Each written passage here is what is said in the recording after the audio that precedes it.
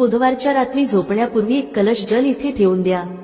तुमच्या प्रत्येक मनोकामना पूर्ण होतील. बुधवारच्या रात्री हा एक कलश जल उपायाचा जरूर उपयोग करा. कारण मित्रांनो, हा एक असा उपाय आहे जो केल्यानंतर तुम्हाला इतर कोणत्याही उपायांची गरज भासणार नाही. हा सर्वात मोठा आणि नवा उपाय आहे जो आज आम्ही तुम्हाला अतिशय चांगल्या प्रकारे समजावून सांगणार आहोत. या व्हिडिओनंतर या उपायाला समजण्यासाठी तुम्हाला दुसरा कोणताही व्हिडिओ पाहण्याची गरज भासणार नाही. चला तर मग उपाय सुरू करूया. वर्षभर तुम्ही हा उपाय केला नसेल तरी जर तुम्ही बुधवारच्या दिवशी हा उपाय केला तर तुम्हाला अशी फलप्राप्ती होईल ज्याची तुम्ही कधी कल्पनाही केली नसेल. म्हणूनच हा उपाय नक्की करा जेणेकरून ही संधी तुमच्याकडून निसटू नये आणि तुम्हाला या उपायाचे फळ मिळावे. मित्रांनो पहा, बुधवार पंचमीचा दिवस खूप खास असतो, महत्वाचा असतो. मोठ्या पूजा अर्चा आणि अनुष्ठानांनी ज्यांच्या मनोकामना पूर्ण होत नाहीत, कारण मित्रांनो एका छोट्या उपायाने पूर्ण होतात. अनेकांनी हा उपाय करून त्याचा लाभ घेतला आहे.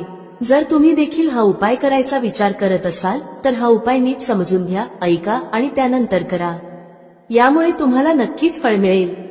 या उपायामुळे तुमच्या घरातील कोणतेही दुःख आणि समस्या असू द्यात, जरी त्यांचे कारण तुम्हाला माहीत नसेल तरीही हा उपाय त्या समस्यांचे निराकरण करू शकतो.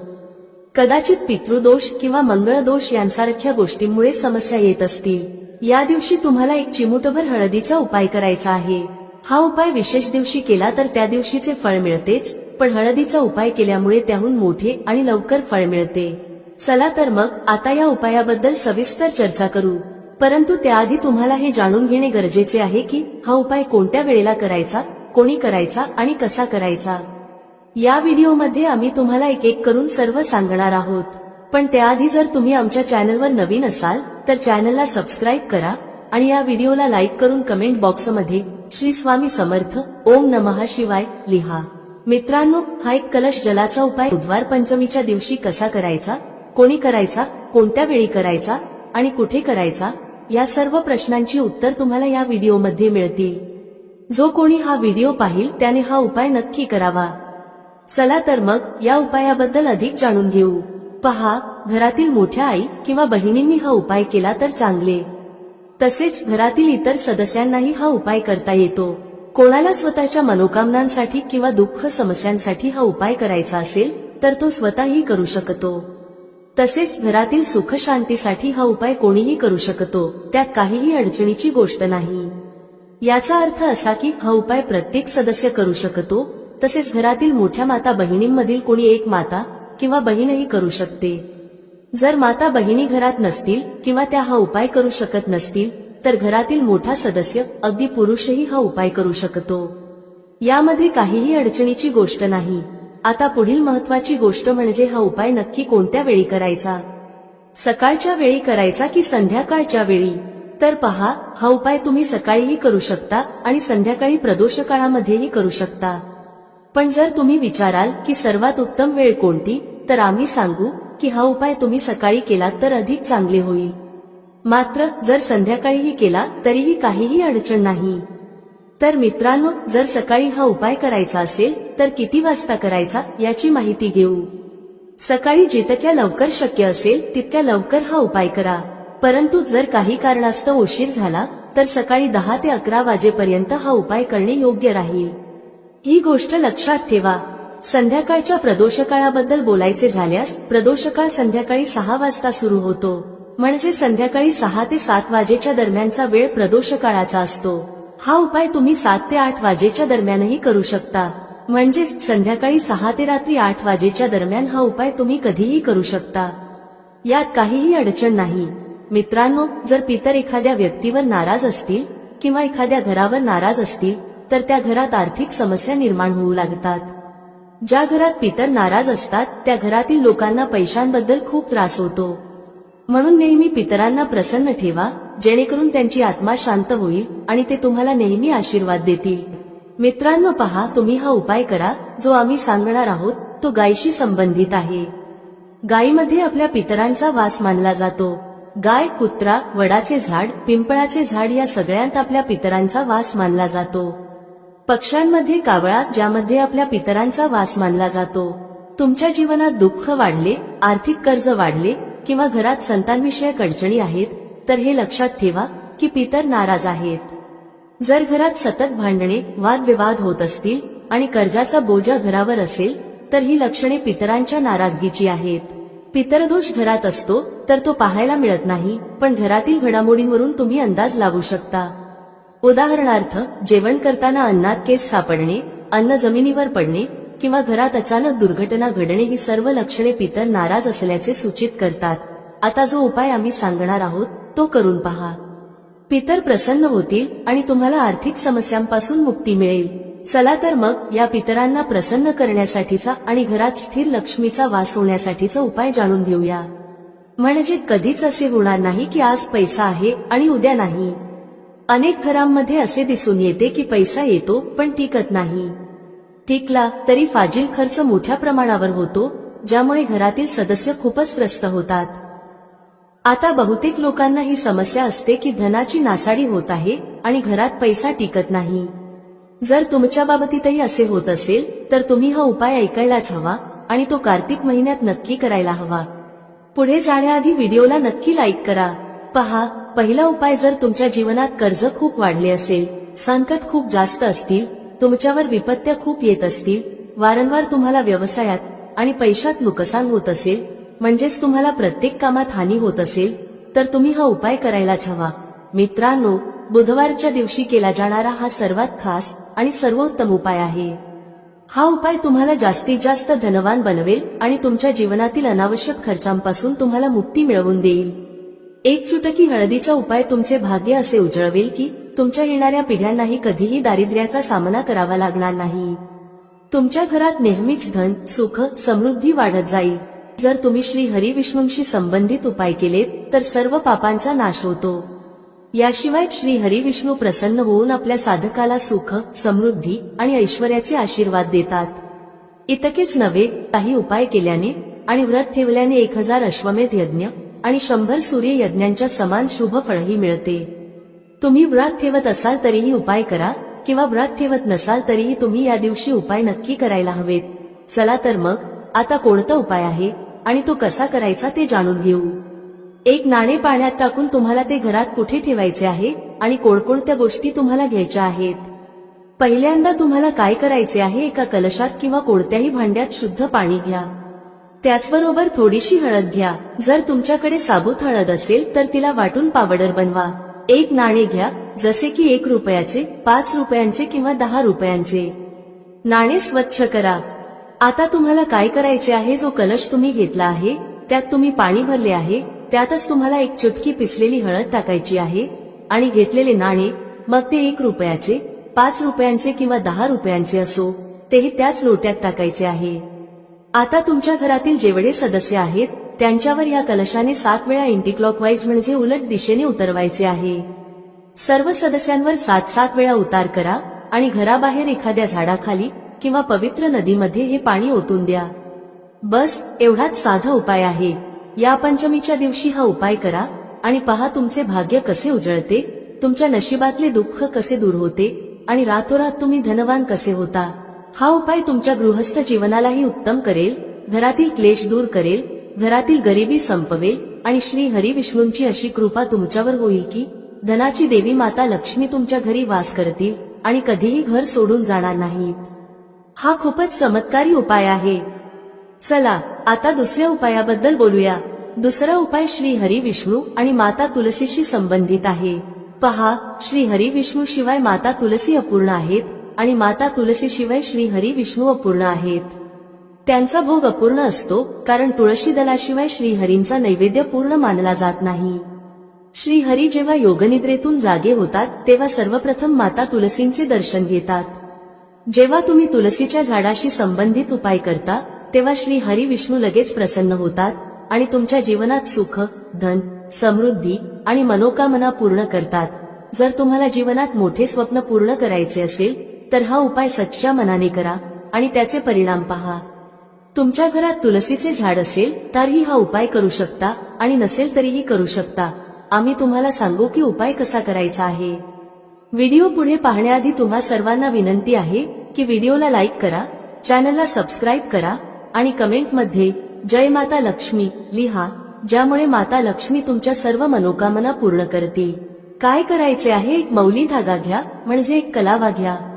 त्या धाग्यावर चांगल्या प्रकारे हळदीची पेस्ट लावा, म्हणजे एक चिमूटभर हळद घ्या, शुद्ध जल मिसळा आणि घट्ट पेस्ट तयार करा. नंतर ती पेस्ट मौली धाग्यावर व्यवस्थित लावा. आता त्या मौली धाग्यावर 3 गाठी बांधा. मंत्र लक्षात ठेवला तर चांगले, अन्यथा मंत्राशिवायही 3 गाठी बांधा. मंत्र आहे ओम नमो भगवते वासुदेवाय नमः, ओम नमो भगवते वासुदेवाय नमः. हा मंत्र 3 वेळा गाठी बांधताना म्हणा. यानंतर हा मौली धागा ज्यावर हळदीचा लेप लावला आहे, तुलसीच्या झाडाला तुमच्या मनोकामना सांगून बांधा. तुलसी मातेची प्रार्थना करा की माझ्या घरी धन येऊ दे, सुख येऊ दे, तुमची कृपा नेहमी राहू दे, घरातील क्लेश दूर होऊ दे, घरातील दुःख दूर होऊ दे, घरातील गरिबी दूर होऊ दे.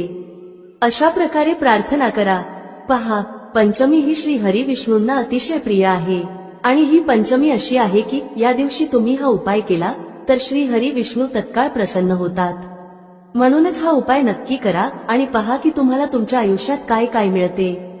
म्हणजे जे काही तुम्हाला हवे आहे ते तर मिळतेच, पण ज्याचा तुम्ही कधी विचारही केला नसेल तेही मिळते. कारण जेव्हा तुम्ही हा उपाय करता जो तुलसी मातेच्या झाडाशी संबंधित आहे, तुलसी माता तुमच्या मोठ्या मोठ्या मनोकामना श्री हरी विष्णूंना सांगून पूर्ण करून घेतात. कारण श्री हरी विष्णू तुलसी मातेचे प्रत्येक शब्द मान्य करतात. तसंच या दिवशी तुलसीच्या झाडाजवळ एक दिवा नक्की लावा. ज्यांच्या घरात तुलसीचे झाड नाही ते मंदिरात जाऊन हा उपाय करू शकतात. जर मंदिरात जाणे शक्य नसेल तर मौली धागा घ्या, त्यावर हळदीचा लेप लावा, 3 गाठी बांधा आणि श्री हरी विष्णूंसमोर ठेवा. नंतर तो धागा तुमच्या घराच्या मुख्य दरवाजावर बांधा. लाकडी दरवाजाला बांधा, त्यामुळे श्री हरी विष्णूंची कृपा नेहमी तुमच्यावर राहील. हा जो उपाय आहे तो नक्की करा, सच्च्या श्रद्धेने करा. तुम्हाला नक्कीच फायदा होईल आणि तुमच्या सर्व मनोकामना पूर्ण होतील. तर आता आपण 2 उपायांबद्दल बोललो. आता लवकरच 3ऱ्या उपायाबद्दल बोलूया. जर तुम्ही हा उपाय पंचमीच्या दिवशी केला तर समजा की माता लक्ष्मी कधीच तुमचे घर सोडून जाणार नाही आणि तुमच्या घरात नेहमी धनवृद्धी होत राहील. कर्जासारख्या समस्या तुम्हाला कधीही स्पर्श करणार नाहीत. म्हणजे कधीच कोणाकडून कर्ज किंवा पैसे उधार घेण्याची गरज भासणार नाही. ज्यांना अचानक धनाची गरज आहे, कधी कधी असे होते की आयुष्यात अशी वेळ येते जेव्हा अचानक पैशांची गरज भासते आणि गरजेचा पैसा हातात नसतो, तेव्हा खूप वाईट वाटते कुठून तरी पैसा येऊन जावा. तर हा उपाय करा, अचानक तुम्हाला धनप्राप्ती होऊ शकते. आता तुम्हाला काय करायचे आहे, थोडेसे दूध घ्यायचे आहे, त्यात थोडेसे पाणी मिसळायचे आहे आणि थोडेसे मिश्रीचे दाणे टाकायचे आहेत. हे पाणी म्हणजे पाणी, दूध आणि मिश्री ही 3 गोष्टी मिसळून तुम्हाला पिंपळाच्या झाडाच्या मुळाशी अर्पण करायचे आहे. जेवढ्याही धनसंबंधी समस्या आहेत त्या तुमच्या आयुष्यातून दूर होतील आणि साक्षात माता लक्ष्मी तुमच्या घरात वास करतील. अष्टलक्ष्मी अशा लोकांच्या घरात वास करतात जे पंचमीच्या दिवशी पिंपळाच्या झाडाशी संबंधित उपाय करतात. कारण पिंपळाच्या झाडात त्रिदेवांचा वास असतो आणि माता लक्ष्मी देखील पिंपळाच्या झाडात वास करतात. अशा घरांना माता लक्ष्मी कधीच सोडत नाहीत जिथे पिंपळाच्या झाडाच्या मुळाशी गोड दूध अर्पण केले जाते. थोडेसे दूध आणि थोडेसे पाणीही त्यात मिसळा. हा उपाय नक्की करा आणि पहा तुमच्या आयुष्यात कसे चमत्कार घडतात. देशी तुपाचा एक दिवाही त्यासोबत नक्की लावा. तुमच्या सर्व मनोकामना पूर्ण होतील. पहा, बुधवारचा हा दिवस खूप खास आहे, खूप महत्वाचा आहे. कधी कधी मोठ्या पूजा अर्चा आणि अनुष्ठानांनी पूर्ण न होणाऱ्या मनोकामना 20 नोव्हेंबर 2024 म्हणजे बुधवारच्या दिवशी एका साध्या उपायानेच पूर्ण होऊ शकतात. आणि अनेकांनी हा उपाय करून त्याचा फायदा घेतला आहे. जर तुम्हाला बुधवारच्या दिवशी करायचा असेल तर आधी तो नीट समजून घ्या, ऐका आणि नंतर करा. तुम्हाला याचा नक्कीच फायदा होईल. हा उपाय केल्यावर तुमच्या घरात कोणत्याही प्रकारचे दुःख किंवा समस्या असतील ज्यांचे कारण तुम्हाला माहीतही नसेल तरीही हा उपाय प्रभावी ठरेल. जसे पितृदोष असू शकतो, मंगळदोष असू शकतो किंवा आणखी अनेक दोष असू शकतात. पण हा उपाय करण्यासाठी तुम्हाला तुमच्या दोषांचा शोध घेण्याचीही गरज नाही. बुधवारच्या दिवशी तुम्हाला हा एक कलश जलाचा उपाय नक्कीच करायचा आहे. हा एक असा उपाय आहे जो विशेष दिवशी केला तर त्या दिवशीचे फळ मिळतेच, आणि जर आजच्या दिवशी हा एक कलश जलाचा उपाय केला गेला तर त्याहून मोठे फळ मिळते आणि ते खूप लवकर मिळते. कारण तुम्ही हा उपाय खूप मोठ्या आणि विशेष दिवशी करत आहात. म्हणून मित्रांनो, आजच्या या व्हिडिओमध्ये आम्ही तुम्हाला एक कलश जलाचा उपाय समजावून सांगणार आहोत. हा उपाय केल्याने जर तुमच्या आयुष्यात कोणत्याही प्रकारची मनोकामना असेल, कोणतेही दुःख किंवा समस्या असतील किंवा तुमच्या जीवनात खूप अडचणी असतील, तुम्हाला धनप्राप्ती होत नसेल, पैशांची टंचाई आणि अडचणी सतत येत असतील, तुमचा व्यवसाय किंवा नोकरी व्यवस्थित चालत नसेल, ज्यामुळे घरात आर्थिक समस्या निर्माण होत असतील, घरातील एखादा सदस्य सतत आजारी असेल किंवा घरात भांडणे तंटे होत असतील, तर जेव्हा तुमच्या जीवनात अशी परिस्थिती येते की तुम्हाला एक रुपया खर्च करण्याआधी अनेकदा विचार करावा लागतो आणि तुम्हाला धनप्राप्ती होत नसेल, तर तुम्हाला फक्त आणि फक्त एक कलश जलाचा उपाय बुधवारच्या दिवशी शिवलिंगासमोर करायचा आहे. हा विशेष उपाय तुमच्या या सर्व समस्या फक्त 7 दिवसातच संपवेल. चला तर मग या विशेष उपायांबद्दल जाणून घेऊया. पण त्याआधी माझे जे भाऊ बहीण आज पहिल्यांदा या चॅनलवर आले आहेत किंवा माझा आवाज पहिल्यांदा ऐकत आहेत, जर तुम्हीही महादेवाचे सच्चे भक्त असाल तर व्हिडिओला लाईक करा आणि चॅनलला सबस्क्राईब करा. मित्रांनो, आता हा उपाय कोणी करायचा आहे, तर घरातील जो प्रमुख आणि मोठा सदस्य आहे त्याने हा उपाय करायला हवा. आता तो मोठा सदस्य प्रामुख्याने घरातील माता किंवा बहीण असेल तर ते अधिक चांगले होईल. म्हणजेच घरातील ज्या मोठ्या माता किंवा बहिणींना हा उपाय करायचा आहे त्यांनी तो नक्की करावा, कारण त्यामुळे अधिक फळ मिळेल.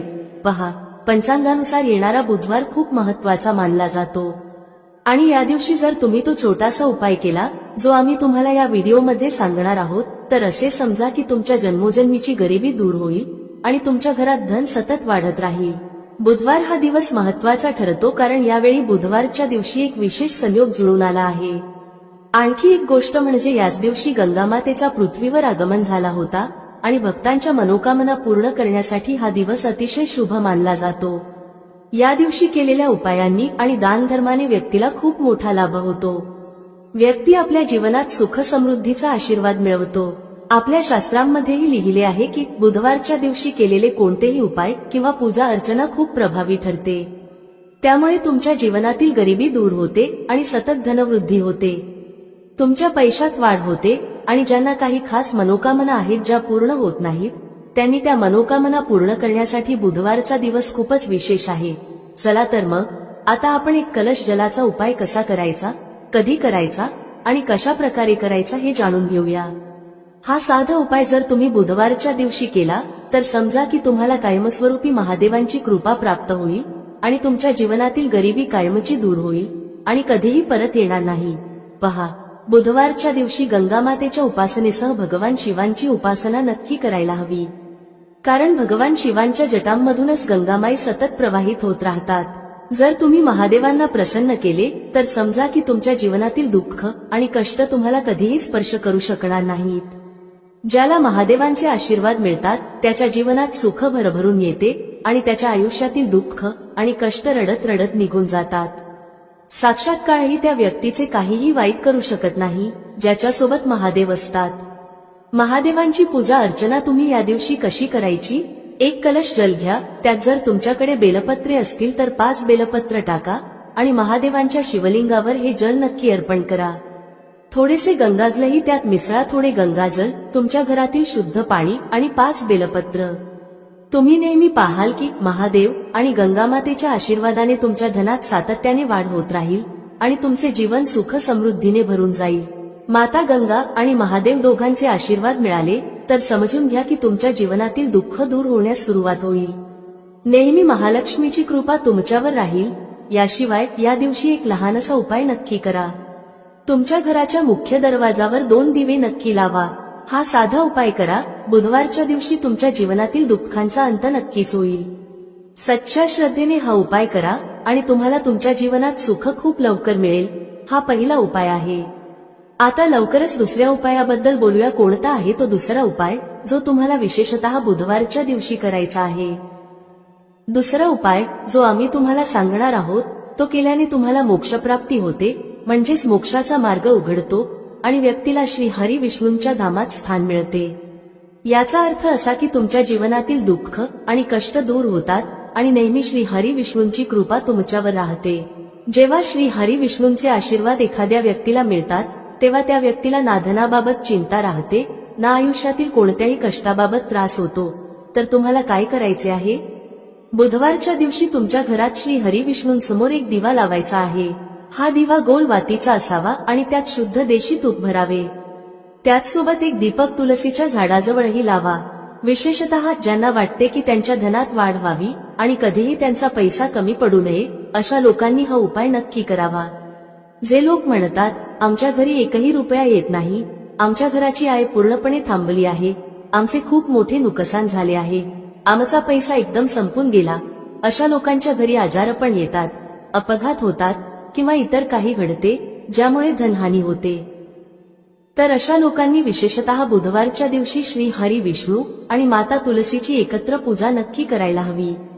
हा खूपच विशेष आणि उत्तम उपाय आहे.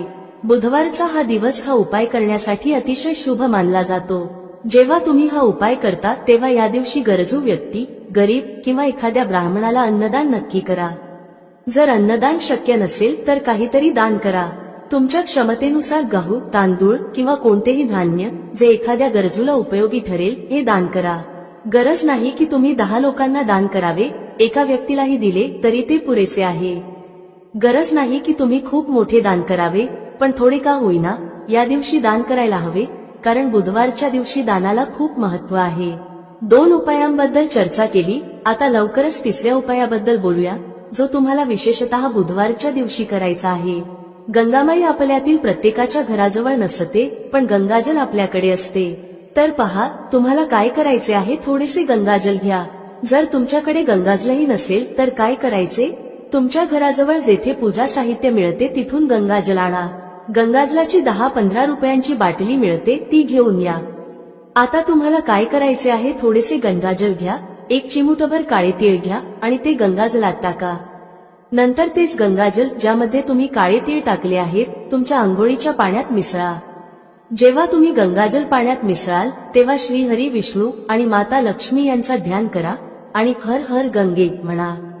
जेव्हा तुम्ही गंगाजल आणि काळे तीळ आंघोळीच्या पाण्यात मिसळता तेव्हा हर हर गंगे बोलणे विसरू नका. यानंतर आंघोळ करताना देखील हर हर गंगे म्हणतच आंघोळ करा. गंगेत स्नान केल्याने जितके पुण्य मिळते तितके पुण्य तुम्हाला तुमच्या घरातच मिळते. जेव्हा तुम्ही गंगाजलात काळे तीळ घालून आंघोळ करता आणि हर हर गंगे म्हणता. आता त्यांच्याबद्दल बोलूया, ज्यांच्या घराजवळ पूजा साहित्याच्या दुकानही नाहीत किंवा गंगाजल आणण्याचा कोणताही पर्याय नाही. अशा लोकांसाठी जर तुम्ही सामान्य पाण्यानेही आंघोळ करत असाल तरी हर हर गंगे म्हणतच आंघोळ करा आणि माता गंगामाईचे ध्यान करा. या पद्धतीने आंघोळ केली तरी तुम्हाला उत्तम फळ मिळते, व्यक्तीच्या नकळत झालेल्या चुकांचे प्रायश्चित होते आणि माता गंगामाईचे आशीर्वाद मिळतात.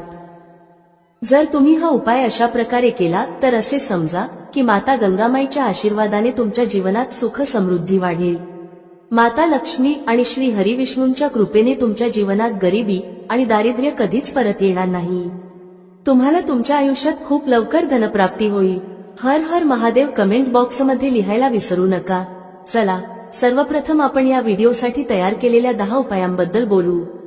खूप लक्षपूर्वक ऐका. पहिला उपाय आहे वाईट नजरेपासून वाचण्यासाठी.